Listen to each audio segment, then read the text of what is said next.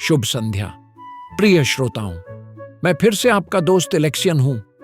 जादुई कहानियों की दुनिया में आपका स्वागत है, जिसे हम चमत्कारों की लाइब्रेरी कहते हैं। आज मैं बहुत खुश हूं क्योंकि मैं अपने प्यारे दोस्त सुपर हीरो पग बैगल से मिलने जा रहा हूं और जाहिर है मैं आपको भी साथ चलने के लिए आमंत्रित करता हूं। चलिए मेरी जादुई कंपास लेते हैं जो हमें इस अद्भुत कहानी की ओर ले जाएगी और एक नई जादुई यात्रा पर निकलते हैं। फ्लफविल में वसंत का आगमन हो चुका था और हर कोई फूलों के त्योहार का बेसब्री से इंतजार कर रहा था। यह साल का सबसे पसंदीदा उत्सव था।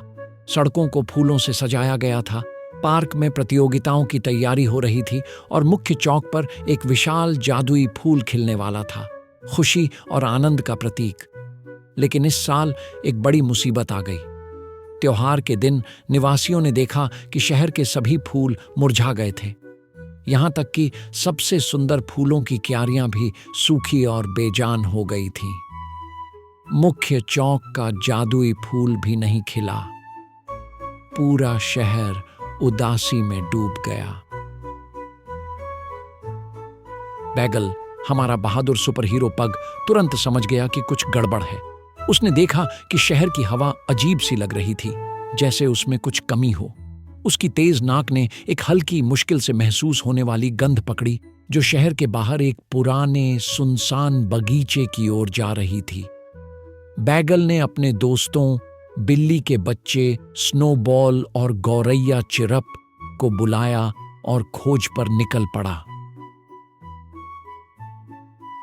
जब वे बगीचे में पहुंचे तो उन्होंने देखा कि वह कांटेदार झाड़ियों से भरा हुआ था और बीच में एक अजीब फव्वारा था।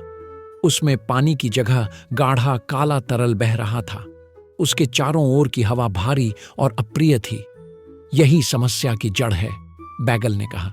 यह काला तरल हवा को जहरीला बना रहा है और फूलों को मार रहा है। लेकिन ऐसा फव्वारा किसने बनाया होगा? तभी झाड़ियों के पीछे से एक खलनायक प्रकट हुआ, एक बूढ़ा कौवा जिसका नाम कारकस था। वह फ्लफविल के निवासियों की खुशी से जलने के लिए जाना जाता था। मैं तुम्हारी खुशी और हंसी से तंग आ चुका हूं, कारकस ने कांव कांव करते हुए कहा। अब तुम्हारा शहर भी मेरी तरह उदास और अंधकारमय होगा। बैगल ने समझ लिया कि उसे जल्दी से कुछ करना होगा।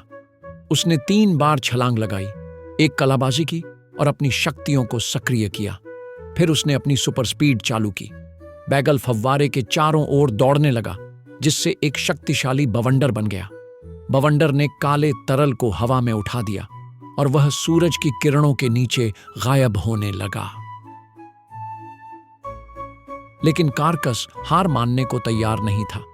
वह उड़ गया और झाड़ियों से कांटे निकालकर बैगल पर फेंकने लगा।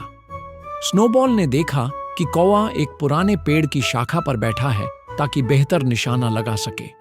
बिल्ली का बच्चा फुर्ती से पेड़ पर चढ़ गया और उस शाखा को हिलाने लगा जिस पर कारकस बैठा था। अरे, तुम क्या कर रहे हो, छोटे शरारती पालतू? कारकस ने कांव कांव करते हुए कहा, शाखा पर टिके रहने की कोशिश करते हुए। यह मेरी शाखा है। अब यह मेरा झूला है, स्नोबॉल ने मजे से जवाब दिया और शाखा को और जोर से हिलाया। कारकस ने शाखा को पकड़ने की पूरी कोशिश की, लेकिन आखिरकार वह टिक नहीं पाया और उड़ गया। तभी चिरप ने मोर्चा संभाला। वह कारकस के पास उड़ गया और उसके चारों ओर चक्कर लगाने लगा, जैसे एक छोटा लेकिन बहुत जिद्दी मच्छर। अरे, मेरे चारों ओर उड़ना बंद करो, मेरा सिर चकरा रहा है, कारकस ने गुस्से में कांव कांव करते हुए कहा, गौरैया को भगाने की कोशिश करते हुए। कारकस गुस्से में चिरप को पकड़ने की कोशिश करने लगा, लेकिन गौरैया बहुत तेज थी। कौवा घूमने, पंख फड़फड़ाने और जोर से कांव कांव करने लगा, जिससे वह खुद ही भ्रमित हो गया।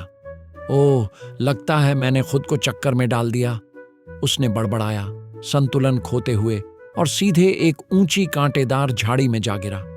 इस बीच बैगल फव्वारे के चारों ओर बवंडर बनाता रहा। वह इतनी तेजी से दौड़ रहा था कि उसके पंजे मुश्किल से जमीन को छू रहे थे। रोशनी की गति? नहीं, यह बैगल की गति है। उसने खुशी से चिल्लाते हुए एक और चक्कर लगाया। कार्कस ने देखा कि उसकी योजना विफल हो रही है और कुछ करने की कोशिश की, लेकिन स्नोबॉल ने फिर से हस्तक्षेप किया। पेड़ की शाखा पर बैठे हुए बिल्ली के बच्चे ने जोर से म्याऊं किया। अरे कार्कस, तुम अपनी टोपी भूल गए! कार्कस इस आवाज से विचलित होकर लगभग एक पेड़ से टकरा गया। कौन सी टोपी? उसने चिल्लाया, लेकिन तब तक बहुत देर हो चुकी थी। बवंडर ने फव्वारे को नष्ट कर दिया और काला तरल गायब हो गया। जब सब कुछ खत्म हो गया तो कार्कस बिखरा हुआ और गुस्से में कांव कांव करते हुए बोला, तुम सबको इसका पछतावा होगा, मैं वापस आऊंगा। और अपने पंख फड़फड़ाते हुए वह कुछ पंख छोड़कर उड़ गया। स्नोबॉल खुद पर गर्व करते हुए पेड़ से कूद गया और गर्व से बोला, तो यहां सबसे चतुर कौन है? जाहिर है मैं। चिरप पास में उतरा और जोड़ा, और सबसे तेज कौन है? वह मैं हूं। बैगल मुस्कुराते हुए अपने दोस्तों की ओर देखा और कहा, और सबसे प्यारे कौन है? वह हम सब हैं। बैगल और उसके दोस्त फ्लफविल में असली नायकों की तरह लौटे। फूलों का त्योहार हुआ और यह शहर के इतिहास में सबसे चमकीला और खुशहाल बन गया। निवासियों ने बैगल, स्नोबॉल और चिरप की बहादुरी और चतुराई के लिए धन्यवाद दिया। एक बार फिर हमारे सुपर हीरो पग ने साबित कर दिया कि अच्छाई हमेशा बुराई पर जीतती है। तो दोस्तों, अब समय आ गया है कि जादुई कंपास को चालू करें और चमत्कारों की लाइब्रेरी में लौटें। हम फिर से बैगल से मिलेंगे, क्योंकि जहां बैगल होता है वहां रोमांच, मजा और चमत्कार होते हैं।